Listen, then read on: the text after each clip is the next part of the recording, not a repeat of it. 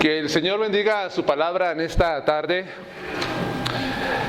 Demos el tiempo para la enseñanza de este domingo. Gracias a Dios por esa libertad que tenemos de abrir las Escrituras sin ningún problema, persecución, y también el estar reunidos aquí en este lugar para alabarle y glorificarle.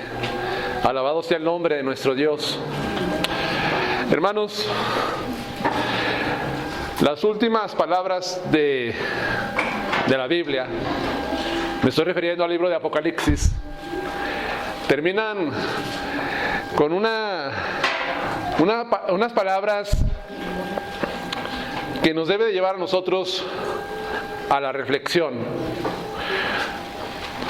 Cuando el apóstol Juan escribió este libro y estaba hablando acerca de los eventos futuros, y después de describir todo lo que va a pasar en los tiempos finales, él termina con esta oración. Dice: ciertamente vengo en breve. Está hablando el Señor Jesucristo. Amén. Sí, ven, Señor Jesús. El Señor promete que va a regresar en breve. Han pasado 2000 años para nosotros, pero recuerde que el tiempo de Dios no es nuestro tiempo. Y el apóstol dice: amén, así sea. Sí, ven, Señor Jesús. Cuando pensamos en la segunda venida de Cristo, ¿qué es lo que nos viene a la mente? ¿Se ha puesto a pensar usted en la segunda venida de Cristo? ¿Qué es lo que viene a su mente cuando piensa en el retorno de Jesús? Salvación. Por este lado, ¿qué piensa? Alguien rápido. ¿Qué piensas, Jaime? ¿No habrá llanto? ¿De este lado? Hace justicia. Justicia, dice nuestro hermano. Vida eterna, salvación, no habrá dolor y habrá justicia. Algunos pensarán en ese glorioso día de ver finalmente al Salvador de nuestras vidas. Lo que significa es que va a ser tan glorioso de poder contemplar con nuestros ojos a Cristo. Otros pensarán que en aquel momento será tan sublime, donde ya no existirá el pecado, y ya hablaba nuestro hermano también, y el sufrimiento por fin llegará a desaparecer de una vez para siempre. En esto pensamos, donde ya no habrá más muerte, dolor, porque las primeras cosas pasaron y solamente eso queda en el pasado. Y estamos nosotros en esa expectativa de cuando Cristo regrese. También es posible que al pensar sobre este acontecimiento, en algunos llegará al pensamiento de que los hombres, tanto vivos como muertos, serán juzgados en justicia, hermano. Después de ver todo lo que estamos viviendo, las injusticias, el pecado, las obras malas de los hombres impíos, algún día todo esto va a terminar, porque finalmente la justicia del Señor se llevará a cabo. La segunda venida de Cristo trae en sí el cumplimiento de las promesas para los discípulos, donde finalmente esa salvación que se anuncia en la primera carta del apóstol Pedro, en el capítulo 1, versículo 5, esa salvación que dice que está preparada para ser manifestada en el tiempo postrero, al final se llegará a cumplir en los hijos de Dios, en los seguidores de Cristo Jesús. Hablar también de la segunda venida de Cristo es algo que a muchos los lleva a mantenerse firmes en la espera de su regreso. Cristo va a regresar y debemos estar nosotros en esa expectativa y en esa firmeza. En la primera de Juan 3, versículos 2 y 3, nos habla que estamos en esa espera de que Cristo venga por segunda vez. Sin embargo, para muchos hablar de este tema es algo que incomoda, quizás porque conscientemente saben que cuando Cristo regrese, sus malas obras serán juzgadas. O tal vez algunos ven este evento como tan distante que no tenemos por qué pensar en ello. Está muy lejos de que se cumpla. Estamos viviendo en este tiempo y ya pasaron 2000 años, pero todavía falta mucho para que se cumpla. Entonces no puedo pensar tanto en la venida de Cristo. Me enfocaré a pensar en otras cosas. Algunos pensarán de esta forma. Sin embargo, hablar, hermanos, acerca de la venida de Cristo, la segunda venida, tenemos que tener mucho cuidado, porque los excesos de quienes por sus afirmaciones proféticas van mucho más allá de lo que la Biblia dice, no deben llevar a la iglesia que vuelva a su descuido de los acontecimientos futuros. Es cierto que hay algunos grupos que se enfocan tanto en la venida de Cristo, y ya está por cumplirse, y han caído en excesos y en falsas predicciones, que lo único que los hace ver a ellos es como mentirosos, porque no se llevaron a cabo estas predicciones. Esto nos debe llevar pues a la iglesia de Cristo a ser descuidada en este tema de los eventos futuros como la segunda venida de Jesús. Miren, estamos celebrando un año más del cumplimiento de la Reforma Protestante en Alemania, que fue en el año 1517, el 31 de octubre. Pasamos ya esa fecha. En ese tiempo los reformadores estaban tan enfocados en estar hablando sobre la doctrina de la salvación, de la justificación, que hicieron a un lado un poco la enseñanza escatológica de la palabra de Dios, o sea, la enseñanza de las últimas cosas. No se enfocaron tanto en esto y fue un descuido. Es muy importante nosotros meditar en este tema, porque la Escritura contiene muchos textos bíblicos que nos hablan sobre este evento que está por cumplirse, y estamos en la espera de eso. Miren, precisamente quiero hablar de lo que dice Pedro en la segunda carta de Pedro, capítulo 1, versículo 16 al 18.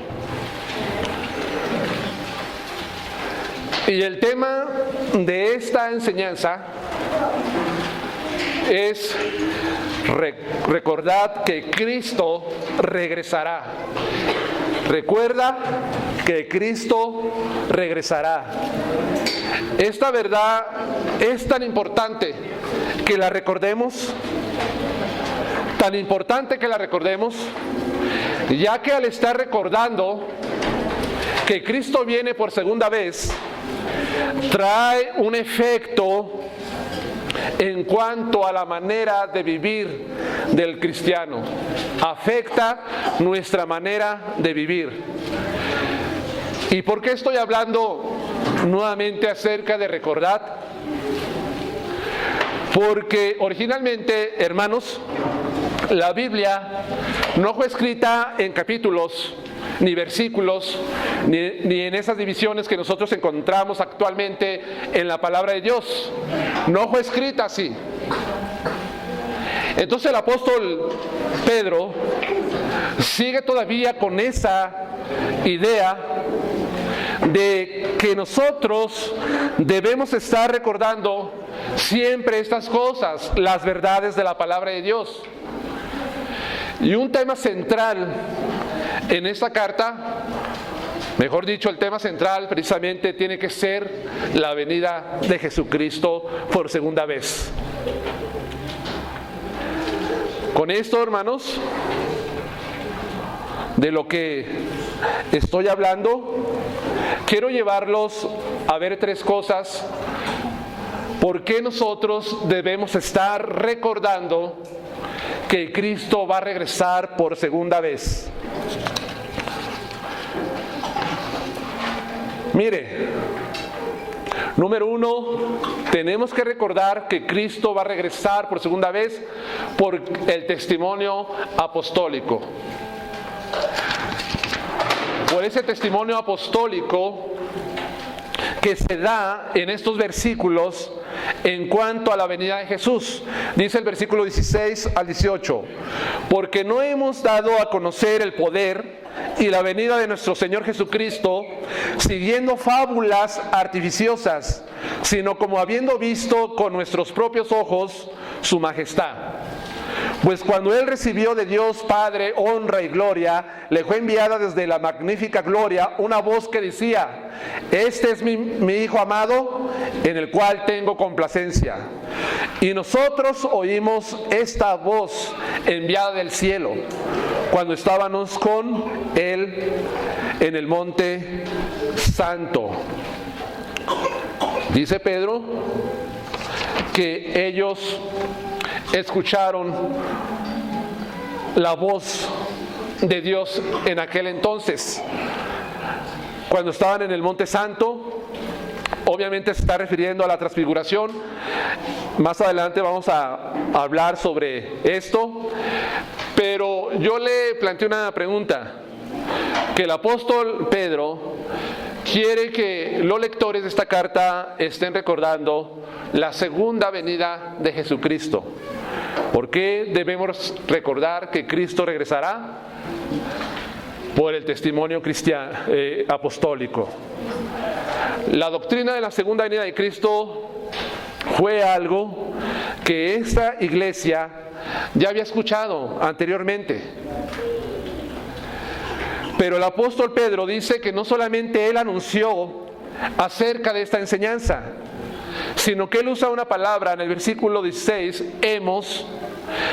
Esto da a entender que él hablar en singular en los versos anteriores, cuando recuerda la segunda venida, ahora él habla en plural, refiriéndose a que aparte de él hay algunos apóstoles que les han recordado o les han dado a conocer la venida de Cristo Jesús. Eso es lo que él quiere enseñar, que se le predicó sobre este tema. Se ha predicado a estas iglesias sobre esta enseñanza tan importante que no deben de olvidar. Él dice, porque hemos dado a conocer el poder y la venida de nuestro Señor Jesucristo. La predicación apostólica tiene como sustancia la segunda venida de Jesús. Ustedes lo van a ver en el Nuevo Testamento a partir del libro de los Hechos, en las epístolas a las iglesias o personales para algunos cristianos, que los apóstoles enfatizan y quieren llevar a las congregaciones de aquel tiempo a que estén recordando, estén meditando en esta segunda venida de Jesús. Por ejemplo, en primera de Tesalonicenses 4, versículo 15, rápidamente vamos a ver, primera de Tesalonicenses 4, versículo 15.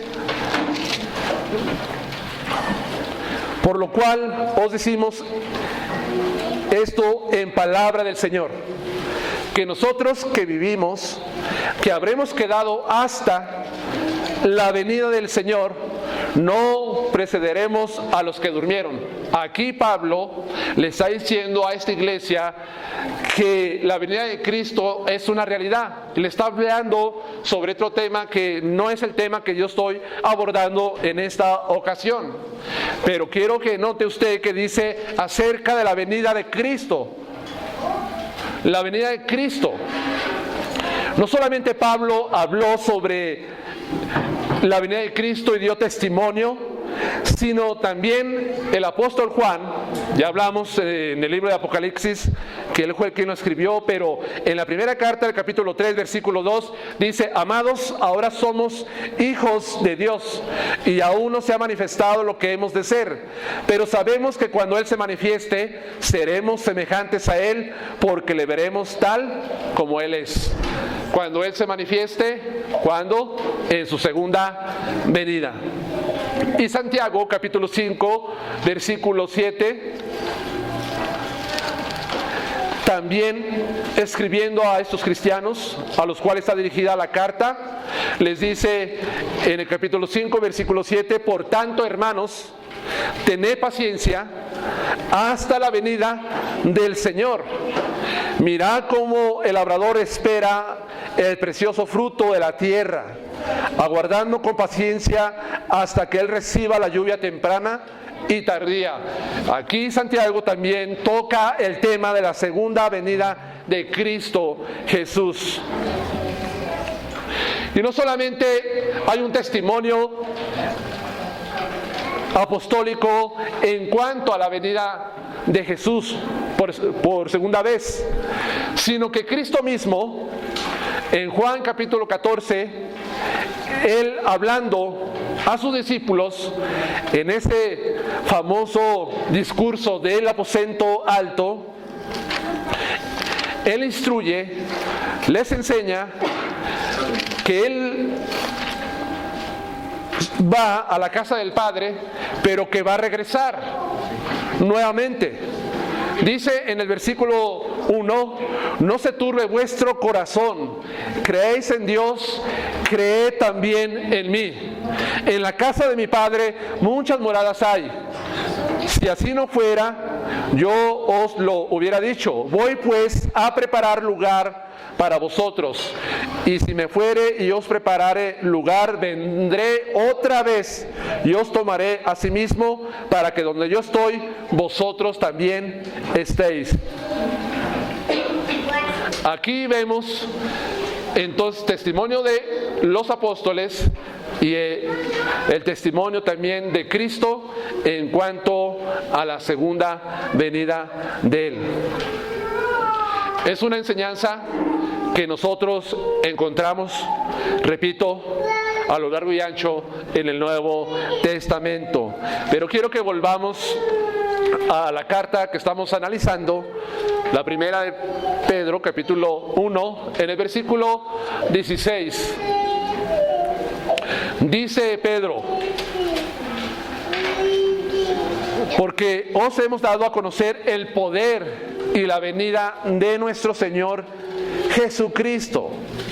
Mire, poder y venida parece una construcción en la oración de palabras que están separadas. Así parece, poder y luego y la venida. Pero otras traducciones de las Escrituras dan el mejor sentido a estas palabras, uniendo las palabras de esta manera. Por ejemplo, la Nueva Traducción Viviente dice: pues no estamos inventando cuentos ingeniosos cuando les hablamos de la poderosa venida de nuestro Señor Jesucristo. Aquí esta versión une las dos palabras y no las separa. Traduce: les hemos dado a conocer la poderosa venida de nuestro Señor Jesucristo. Entonces lo que Pedro está diciendo es que le ha dado a conocer esa poderosa venida de Jesús. Ahora, quiero definir la palabra venida. que aparece aquí en este versículo 16. Esta palabra es la palabra griega parousia. Es literalmente, significa presencia. Significa presencia, denota la llegada de una persona, presencia física de alguien. Y también es la palabra técnica que se usa con la venida de un emperador, de un rey gobernante, una persona importante. Entonces esto nos habla a nosotros de la presencia. Y es importante esto, hermanos, que lo entendamos, que Cristo va a venir personalmente, físicamente a la tierra. Es importante que entendamos lo que significa esta palabra, porque hay muchos falsos maestros que enseñan que la venida de Cristo no va a ser física, sino que la venida de Cristo va a ser espiritual, simbólica. Y ustedes saben que hay un grupo llamado los Testigos de Jehová que hablan acerca de esa venida que ya se efectuó, según ellos, en 1914. Cristo ya llegó. ¿Cómo llegó? Espiritualmente, dicen ellos. Sin embargo, la palabra venida aquí da a entender de una presencia física, de alguien que llega. Literalmente va a estar esa persona. Quiero hablarles un poquito acerca del trasfondo cultural de esta palabra y de cómo llegaban algunas personas importantes en la antigüedad. Cuando un rey llegaba, la gente se preparaba para recibirlo. Incluso algunos hasta juntaban ciertos metales como el oro para fabricar una corona de oro y otorgársela al emperador o al rey o gobernante. También cuando un rey conquistaba una ciudad, la provincia sabía claramente que un nuevo poder conquistador entraba en la escena. O sea, trae todo su... hay un cambio de administración, hay un nuevo poder que va a empezar a gobernar a ese pueblo, a esa ciudad o provincia. Ahora, de igual manera, con la venida de un emperador, el rey o el gobernante, las personas hacían peticiones para que se corrigieran los agravios, desigualdades o las injusticias en aquel entonces. Entonces, había preparativos para recibirlo, sabían que había una transición de poder y la gente también le hacía peticiones a ese gobernante para que les atendiera en ciertas injusticias que tal vez estaban sufriendo de parte de algunos. Eso era lo que pasaba. ¿Por qué es importante conocer este trasfondo cultural? Es importante, hermanos, porque esto nos indica de la misma manera que igual que se recibía a un rey, los cristianos debemos estar preparados en sentido espiritual y moral para la venida de Cristo. Debemos prepararnos en sentido espiritual y moral para cuando Cristo regrese por segunda vez. Quiero contarles así brevemente, y creo que nuestro hermano José Luis ya lo ha mencionado de aquí, desde el púlpito. En el año 2012, en el diciembre, que es el mes 12, y en el día 12, hubo tanto que se habló acerca de que Cristo iba a regresar por segunda vez en esa fecha. Y había letreros por el bulevar, incluso no sé qué grupo religioso rentó un anuncio publicitario para poner la fecha. No sé si algunos lo recuerdan, que así estaba. Y entraban muchos hermanos en debate en cuanto a la venida de Cristo Jesús. No es que Cristo si viene, y empezaron a investigar bastante sobre este tema. Pero algo que me sorprendió es que algunos de estos hermanos, que tanto decía que Cristo iba a regresar, literalmente en esa fecha, no se miraba en absoluto que él se preparara espiritualmente y moralmente para el regreso de Cristo. Seguía viviendo en unión libre y en pecado, con tantos problemas con su pareja, y finalmente terminó por divorciarse. ¿Cómo es que si Cristo iba a regresar, literalmente no afectó la forma de vivir de él? ¿Por qué no se preparó para recibir, vamos a decirlo, al rey? Obviamente sabemos que no se cumplió esa profecía, pero el cristiano tiene que estar preparado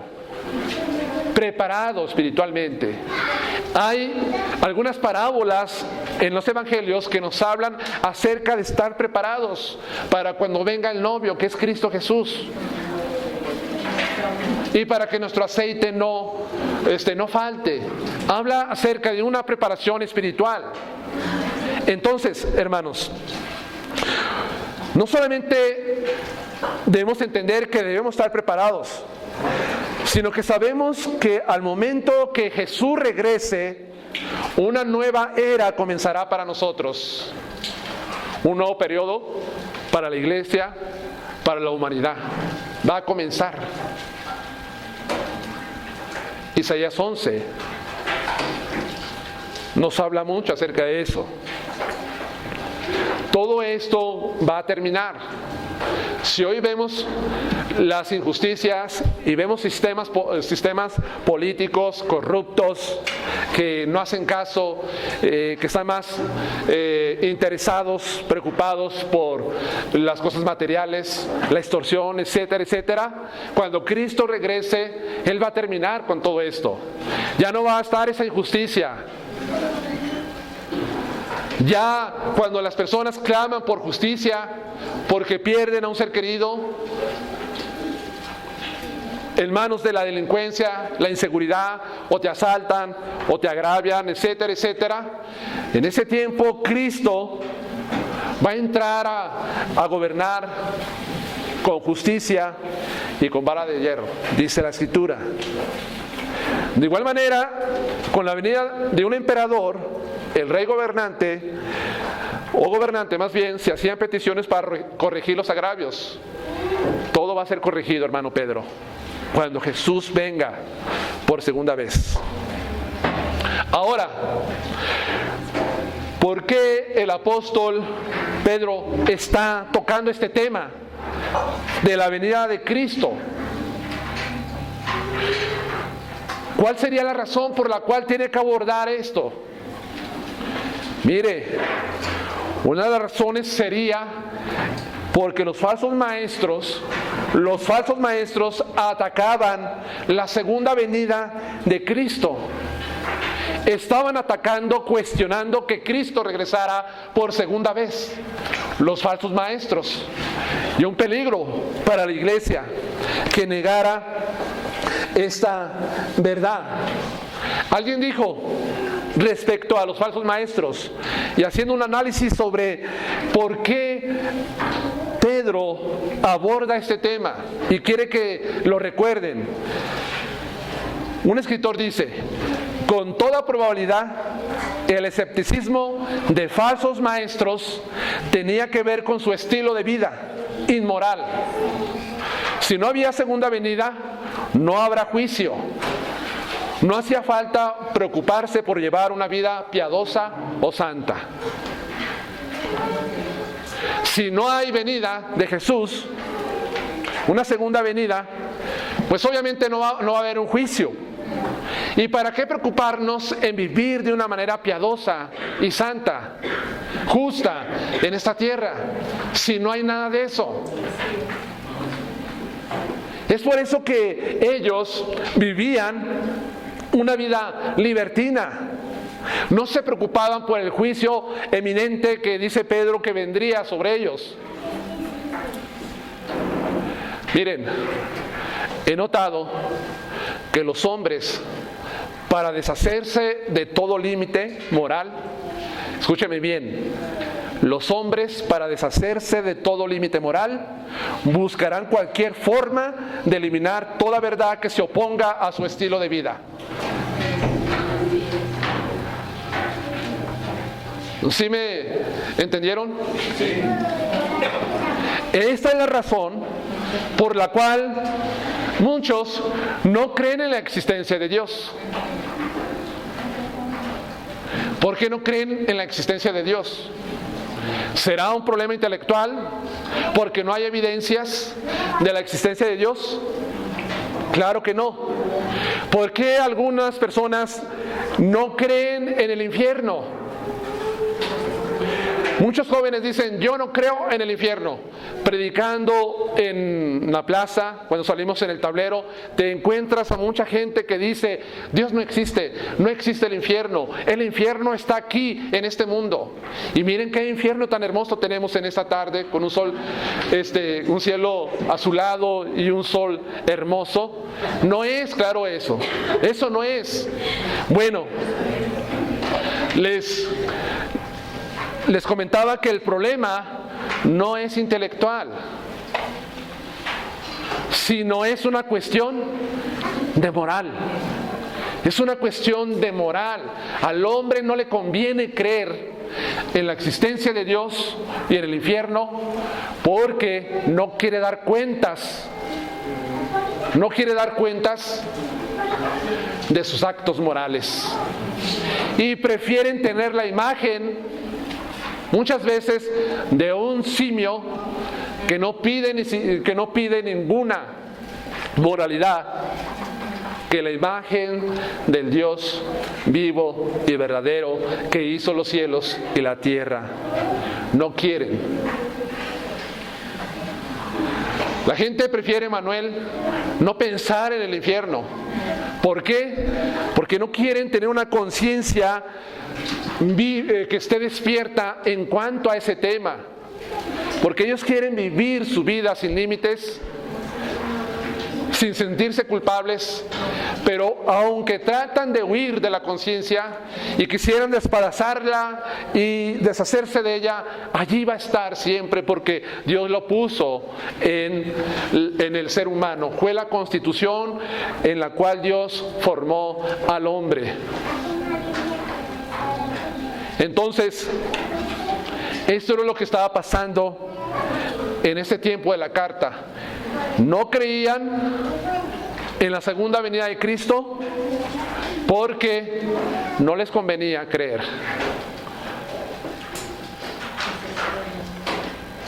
No convenía.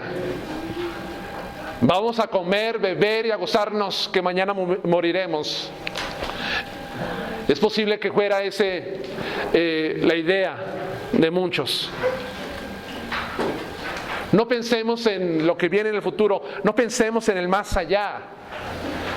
Es por eso que le digo que el hombre buscará la forma, la manera de deshacerse de cualquier verdad que esté en oposición a su estilo de vida inmoral.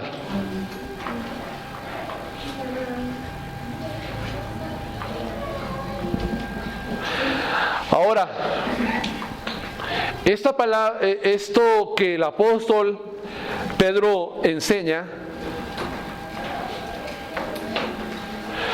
de la venida de Cristo, literalmente, aparece más de 17 veces en el Nuevo Testamento, incluida en esta cita. Más de 7 veces aparece hablando acerca de la venida. Ya les mencioné algunos textos. No hay necesidad de que vayamos a ver esos textos. Entonces, debemos de recordar que Cristo viene por segunda vez porque hay un testimonio apostólico.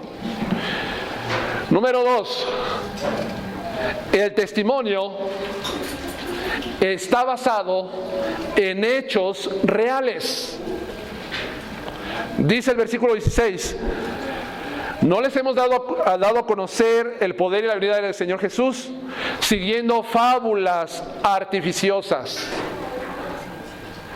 Es posible que los falsos maestros estaban acusando a Pedro y a los apóstoles de que ellos se habían inventado la segunda venida de Cristo y que juntamente con la venida iba a venir un juicio. Es muy posible que ellos estaban levantando este juicio, acusando, diciéndoles: estos son puros inventos de ustedes. Esto es producto de la imaginación. Quizás pensaban que los apóstoles introdujeron la idea de la venida para dar peso a sus restricciones morales. O sea, los apóstoles enseñan que Cristo va a regresar y que habrá un juicio, porque ellos quieren, con esta enseñanza, con esta doctrina, tener a los demás con límites morales. Y por eso están usando esta estrategia con los discípulos, para que se comporten de una manera recta. Y los están asustando. Los asustan, como diciendo: compórtense de tal manera o les vendrá el juicio. Los maestros falsos, obviamente, eso era lo que pueden llegar a la conclusión. Exactamente, a veces cuando hablamos nosotros sobre los eventos futuros, algunos dicen: ya no me asustes de lo que está de lo que va a pasar. No es que no se trata de asustar a nadie, simplemente es hablar la verdad de la palabra de Dios, de lo que va a suceder.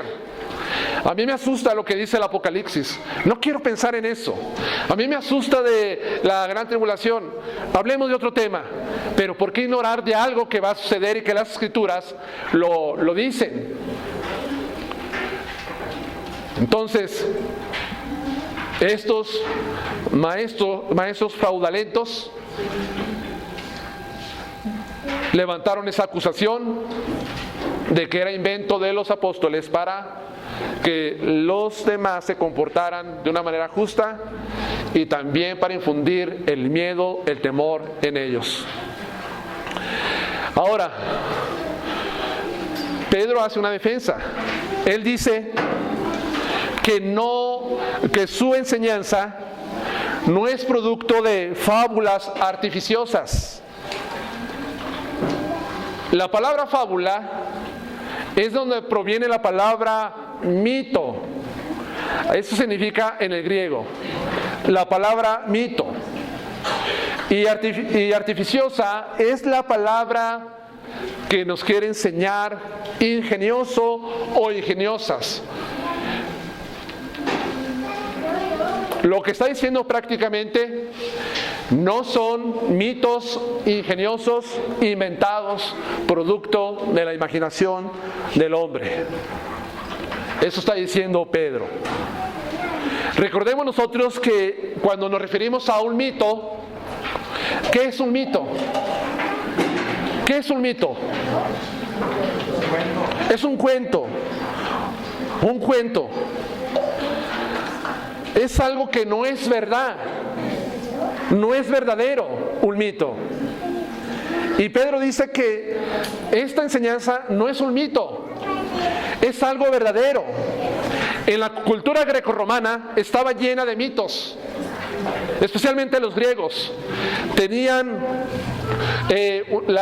hasta conocemos la mitología griega. La mitología griega pues hace narración de la creación y de las proezas de los dioses griegos. En las religiones paganas el mito era parte de las creencias y de la vida religiosa en las religiones paganas. Es por eso también que vemos en otra sección de las Escrituras que el apóstol Pablo instruía a la iglesia a que se cuidara de los mitos. Por ejemplo, en 1 Timoteo 4:1 habla que tengan cuidado de fábulas. En 4:7 también narra lo mismo y en la segunda de Timoteo 2, segunda de Timoteo 4:4 y Tito 1:14, está hablando sobre cuidarse de las fábulas, de los mitos, sobre todo en cuanto a las genealogías y la creación del mundo. Lo que se dice pues es que esta doctrina de la cual enseña Pedro no es un mito ingenioso con la finalidad de dar peso a las restricciones morales de las personas. No es un mito. El testimonio de los apóstoles son hechos reales que tuvieron el lugar, el tiempo y el espacio. Son eventos históricos que sucedieron en el tiempo. Todo lo que ellos están hablando son cosas verdaderas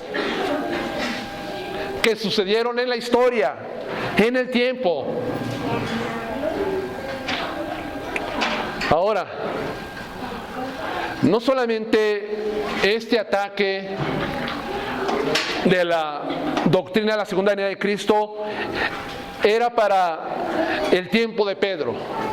El escepticismo no es ajeno a la época de Pedro, repito, no es. También hoy estamos en una época de escepticismo de parte de la sociedad secular, del mundo secular. Lamentablemente, hermanos, en nuestros días se pone en duda mucha de la enseñanza cristiana, de la enseñanza bíblica. Ponen en tela de juicio algunas doctrinas. Por ejemplo, se lo voy a decir así rápidamente, algunos aceptan al Jesús histórico, pero ¿saben por qué lo aceptan? Porque la historia lo dice. Porque Jesús fue un personaje que vivió realmente en este mundo hace 2000 años. Y ningún historiador serio se atrevería jamás a negar la historicidad de Cristo Jesús. Jamás. Bueno, algunos aceptan y dicen, sí, cierto, Jesús sí vivió. Pero ellos no aceptan al Cristo legendario. ¿Qué es esto? Que el Cristo legendario, que no pueden aceptar. Según el Cristo legendario para ellos, palabra legendario es la palabra leyenda y está relacionado con este término, leyenda, o sea, el Cristo que está lleno de leyendas, según ellos. Porque ellos dicen que el Cristo legendario es producto de los discípulos con la finalidad de edificarlo o divinizarlo. Ellos dicen eso. Mira, los apóstoles escribieron sobre Jesús, pero ellos querían elevarlo a un pedestal, darle ese título de divino, de deidad, y por eso escribieron todas estas cosas. No estamos nosotros de acuerdo y no aceptamos esas narraciones que se hacen en cuanto a los milagros, en cuanto a la resurrección de Cristo Jesús. No aceptan este tipo de eventos porque no les parecen que son reales. Sin embargo, ya cuando se hace la investigación profunda, nos damos cuenta claramente que todo lo que los apóstoles escribieron en cuanto a la vida de Cristo, su persona, son cosas reales, verdaderas. No son mitos como la gente a veces piensa. Y hay que tener cuidado cuando mandamos a nuestros hijos a las escuelas, porque allí les van a enseñar todo este tipo de cosas. Llegas a la secundaria, llegas a la preparatoria y está la maestra de humanidades y ahí te está diciendo que la fe cristiana está basada en el mito, para poder así desarrollar la actividad religiosa. Y no es así. Hay que tener mucho cuidado. Hay que enseñar a nuestros hijos. Y vamos a contarles las historias bíblicas del Evangelio, no como si fueran cuentos, hermanos, sino como eventos verdaderos, y decirles a nuestros hijos: ven, voy a leerte una narración del Nuevo Testamento, de una historia verdadera que realmente pasó y sucedió, y verlo de esta manera, que nuestros hijos estén siendo formados en que la palabra de Dios no contiene mito alguno, sino que es una revelación que Dios nos ha dado de cosas que sucedieron en verdad. Ahora, el testimonio de Cristo, el testimonio del regreso de Cristo tiene pruebas irrefutables. En el versículo 16 al 18, sino como habiendo visto con nuestros propios ojos su majestad, pues cuando Él recibió de Dios Padre honra y gloria, le fue enviada desde la magnífica gloria una voz que decía: este es mi Hijo amado, en el cual tengo complacencia.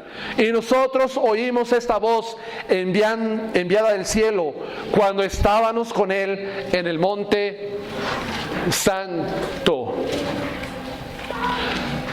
¿Cuándo tuvo lugar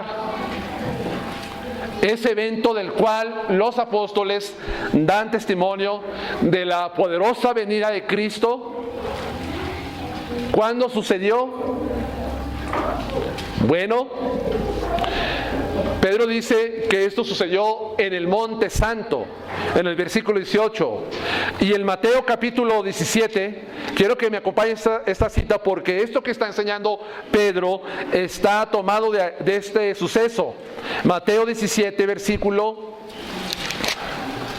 del 1 al 9. Ahí donde dice la transfiguración. 6 días después, Jesús tomó a Pedro, a Jacobo y a Juan, su hermano, y los llevó aparte a un monte alto, y se transfiguró delante de ellos. Y resplandeció su rostro como el sol, y sus vestidos se hicieron blancos como luz. He aquí les aparecieron Moisés y Elías hablando con él. Entonces Pedro dijo a Jesús: Señor, bueno es para nosotros que estemos aquí. Si quieres, hagamos aquí 3 enramadas, una para ti, otra para Moisés y otra para Elías. Mientras él aún hablaba, una nube de luz los cubrió. He aquí una voz desde la nube que decía: este es mi Hijo amado, en quien tengo complacencia, a él oí. Al oír esto, los discípulos se postraron sobre sus rostros y tuvieron temor, gran temor. Entonces Jesús se acercó y los tocó y dijo: levantaos y no temáis. Ahora, Pedro usa este evento para decir que Cristo va a regresar por segunda vez de una manera poderosa y gloriosa. Esta transfiguración donde Cristo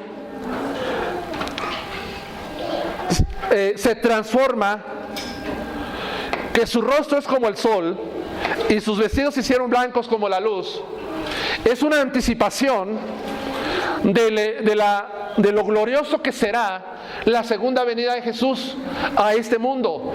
Es una anticipación. ¿Por qué el Señor Jesús les enseñó o se mostró a estos 3 discípulos de esta manera? Miren, en el versículo 21 más arriba del 16 dice: desde entonces comenzó Jesús a declarar a sus discípulos que le era necesario ir a Jerusalén y padecer mucho de los ancianos, de los principales sacerdotes y de los escribas, y ser muerto y resucitar al tercer día. Jesús les había anunciado a ellos días antes que Él iba a llegar a Jerusalén, pero no para ser recibido como Rey glorioso, sino para padecer en manos de los pecadores y de los líderes religiosos de ese tiempo. Eso tal vez empezó a dejar perplejos a los discípulos, de tal manera que vemos nuevamente a Pedro, de lo que hablaba nuestro hermano Jaime, diciendo cosas que no estaba pensando bien. Y en el versículo 27, Cristo les dice que el Hijo del Hombre vendrá en gloria del Padre con sus ángeles y entonces pagará cada uno conforme a sus obras. La transfiguración era para animarlos, confortarlos y para que su fe en Él no decreciera. Y les anuncia que Él va a venir en gloria, de una manera gloriosa. Pero el versículo 28 dice Cristo: de cierto os digo que hay muchos de los que están aquí que no gustarán la muerte hasta que hayan visto al Hijo del Hombre viniendo en su reino. Allí están los discípulos. Y Él dice, muchos, o más bien algunos de los que están aquí, no van a ver la muerte hasta que venga Cristo, el Hijo del Hombre, en su reino. Ahora, ¿será que estos discípulos todavía están vivos hasta el día de hoy? Después de 2000 años, claro que no. El cumplimiento de estas palabras de Cristo se lleva precisamente a cabo en el capítulo 17, en la transfiguración. Allí se cumple donde Cristo les enseña a 3 de ellos su majestad y su gloria y su venida en el reino, en su reino. Allí se cumplió. Solamente, como le comento, para dar una anticipación de que Cristo va a regresar de una manera gloriosa y resplandeciente. No va a ser ese Cristo que vino la primera vez como el cordero que fue llevado al matadero, manso y humilde, que no abrió su boca delante de sus transgredidores. No va a ser igual. Ahora la venida de Cristo va a ser diferente, va a ser gloriosa, resplandeciente. Y el Señor les mostró a estos apóstoles su venida. Y es por eso que Pedro da testimonio de que ellos ya han anunciado la poderosa venida de Jesús que tanto estaban negando en aquel tiempo los falsos maestros. Ahora, este evento de la segunda venida de Cristo tiene, le decía, pruebas irrefutables. ¿Por qué razón? Por los testigos múltiples que lo vieron. Los testigos múltiples que lo vieron, porque dice Pedro, sino habiendo visto con nuestros ojos su majestad, su gloria. Pedro no habla de una experiencia personal única de él, sino que incluye o menciona a los otros testigos. ¿Quién eran los otros testigos? Juan y Jacob. Entonces, en el proceso legal judío, ¿se aceptaba el testimonio de una sola persona? ¿Cuántos testigos se requería para que en el proceso legal judío se aceptara el testimonio? 2 o 3, ¿verdad? 2 o 3 se necesitaba. Y en Juan 8:17 Cristo habla sobre esto, y en Deuteronomio 18:15 también nos habla sobre este proceso legal en cuanto a la participación de testigos para declarar algún evento o alguna acusación.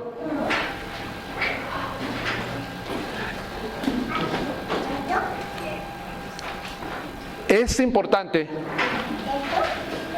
que entendamos pues que el que hubiera más testigos de esta poderosa venida de Jesús en la transfiguración da peso y veracidad a lo que Pedro está enseñando.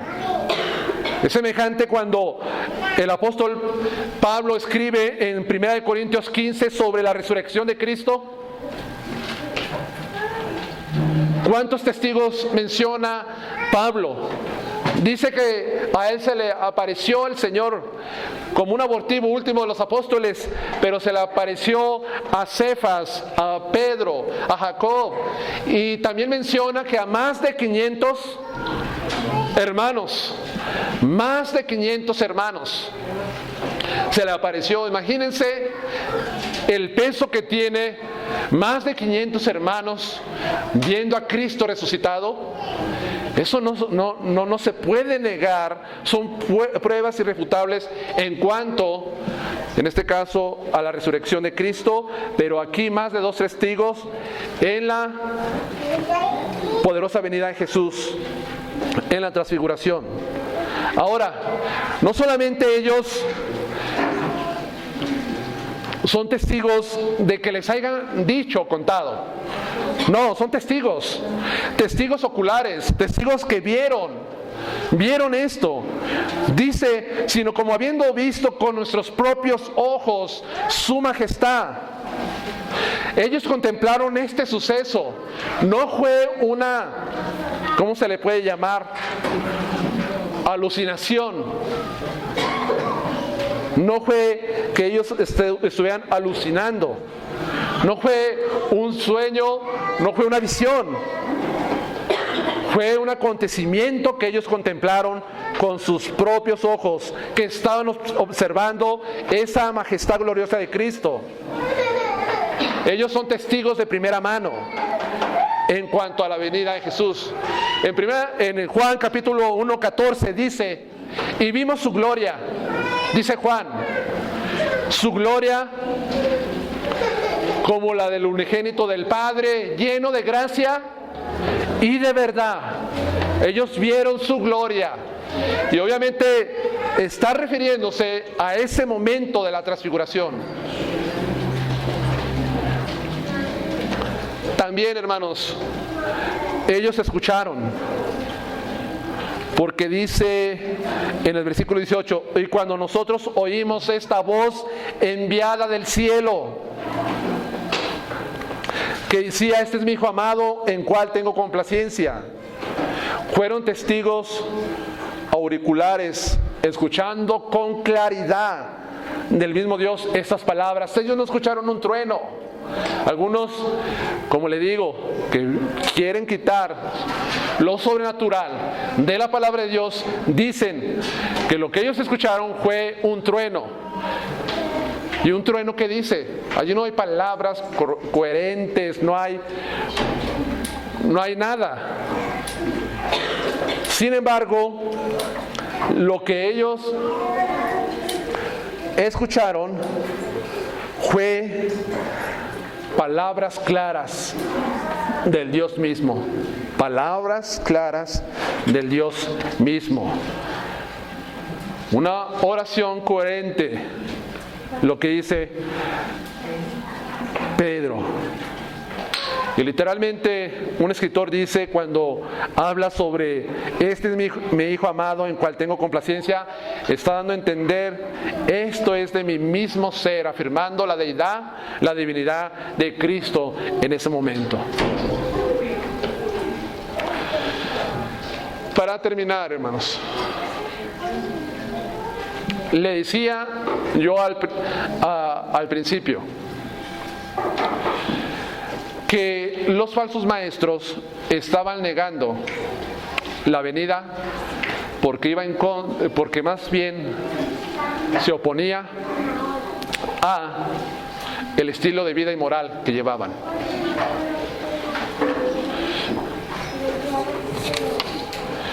Por eso la negaban. Ahora, yo quiero que nos quedemos con esta reflexión.